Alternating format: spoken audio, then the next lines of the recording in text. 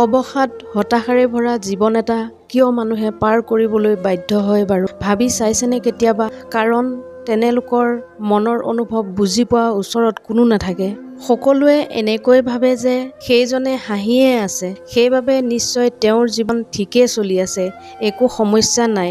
কিন্তু মানুহে পাহৰি যায়, আচলতে যিসকল মানুহে বেছি হাঁহি মাতি থাকে তেনেলোকে ভিতৰি ভিতৰি বহু দুখ কষ্ট কঢ়িয়াই লৈ ফুৰে।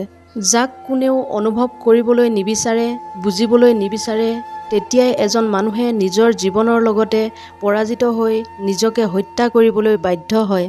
তেতিয়াহে আন মানুহে বুজি পায় যে যদি আমি সেইজনৰ লগত অলপ ভালদৰে কথা পাতিলো হয় বা হাঁহিৰ আঁৰৰ দুখবোৰ বুজিবলৈ চেষ্টা কৰিলোহেঁতেন, আজি তেওঁক আমি হেৰুৱাব লগা নহ'লহেঁতেন।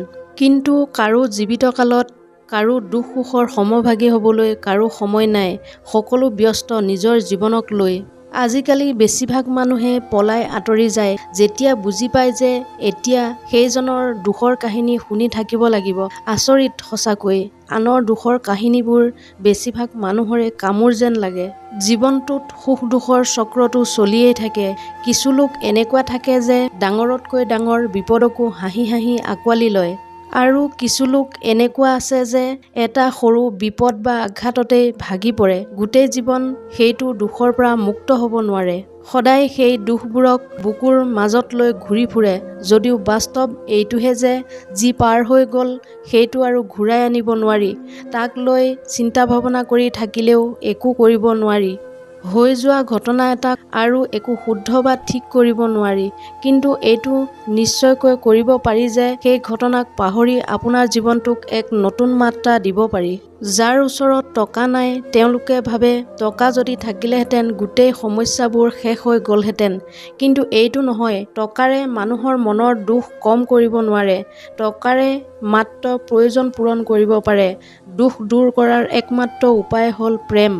কোনোবাই কান্দি থকা দেখিলে কন্দাৰ কাৰণ সুধি চাব। অলপ সময় তেওঁৰ কাষত বহি দুখৰ সমভাগী হৈ চাওক। চাবচোন তেওঁৰ আধা দুখ নাইকিয়া হৈ পৰিব।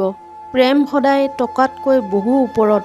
হতাশা অৱসাদৰ মূল কাৰণ আচলতে প্ৰেম ভাল পোৱা নোপোৱা। যিমান পাৰে আপোনাৰ চাৰিওফালে মৰম ভাল পোৱা বিলাই দিয়ক। আপোনবোৰক মৰম দিয়ক। আপোন মানুহবোৰক বুজক, সময় দিয়ক। সৰু এই জীৱনটোত মনতে অহংকাৰ এসোপা লৈ নুফুৰিব।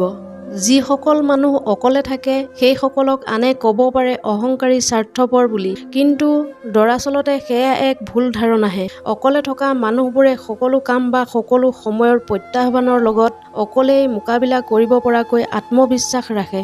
সেয়েহে তেওঁলোকৰ বাবে এইটো এক ফেক্টৰ নহয় যে অকলে আছে নে জনসমাজত আছে, কিয়নো তেওঁলোকৰ নিজৰ লগতে সম্পূৰ্ণ। এনেধৰণৰ মটিভেশ্যনেল ভিডিঅ' পাই থাকিবলৈ মোৰ চেনেলটো ছাবস্ক্ৰাইব কৰি ৰাখিবলৈ নাপাহৰিব। পুনৰ অন্য এটা ভিডিঅ'ৰ সৈতে লগ পোৱাৰ প্ৰতিশ্ৰুতিৰে আজিৰ এই খণ্ডটোৰ পৰা বিদায় লৈছোঁ। ধন্যবাদ।